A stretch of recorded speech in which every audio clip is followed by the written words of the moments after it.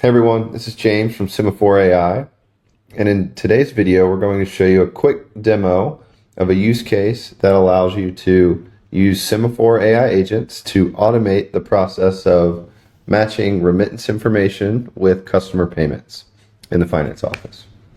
So what you're looking at here on the screen is our Sema4 Studio tool for building agents locally on your desktop.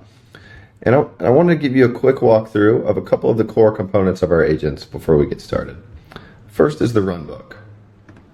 The runbook is what we use to instruct the agent on how to do its job. And as you can see, this is just a plain English description where we give the agent an objective and we outline the key process steps that the agent needs to execute.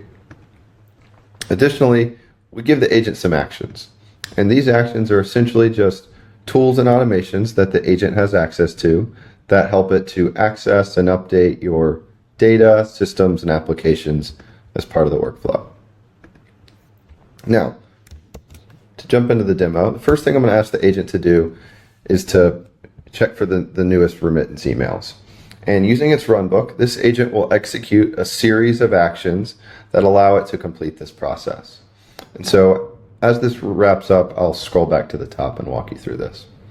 So you can see that this agent automatically executed a series of steps that allowed it to read an email inbox looking for remittance information.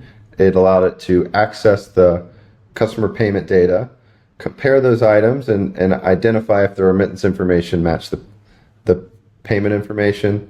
The runbook also outlines what the different happy path and exception paths are for handling different types of matches and mismatches. So you can see we've got a couple of actions here where the agent was able to update the ledger with the items that matched, and it was able to actually draft an email for us to send to a customer for a discrepancy.